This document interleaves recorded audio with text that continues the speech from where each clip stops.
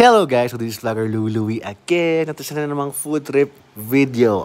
Di ba? Walang diet tayo guys. Nga pala, dito kami sa Avia Lifestyle Center kung saan napakarami rin talagang solid at masarap na restaurants na balang araw ay matitikman namin ni wife or matatry namin ni wife kasi gustong-gusto niya talaga dito.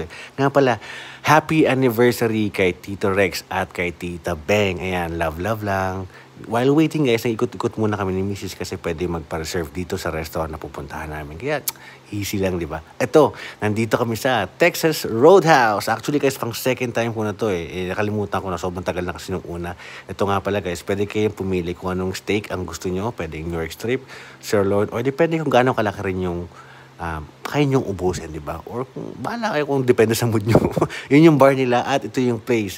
Luckily, hindi siya masyadong busy or hindi talaga busy kasi weekdays and bumabagyo. Alam niyo naman kami ni wife, makulit kami. Go lang ng go. At ito yung bread nila. Sobrang solid nito guys. Napakalambot, napakasarap at laging freshly baked nilang binibigay. Ayan, siniserve nila. Sobrang solid. Tapos may kasama pang butter yan. Actually guys, ang dami kong nakain yan. Hindi lang, 1, 2, hindi lang ata 3, baka 4 nga Kaya busog na agad ako bago pa dumating yung mga appetizers namin or mga steak na in-order namin. Ayan, ito nga pala yung blue cheese steak salad.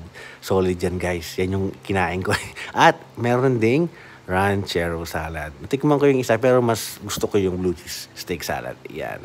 So para sa akin tamang-tama lang yung pagkakatimpla. Solid din yung steak or yung meat na kasama.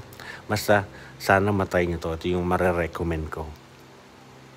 Yan. At gusto ko rin tikman tong potato fries nila. Potato fries ba? Not sure pero mukhang masarap. Mamaya, babalik na. Ito na, yung New York strip na in-order ni ate. At itong salmon na sobrang sarap. Lagyan mo ng lemon. It melts in your mouth, guys. At ito ring ribs. Napaka-solid yan, guys. Malambot na malambot. At syempre, pwede kang pumili actually ng sides na trip mo. Like, pwedeng garlic rice or regular rice lang or parang mac and cheese. Depende. At meron nga ito pang order si ate na with wings. At yan, sobrang busog na ako. Kakatikim ko isa-isa.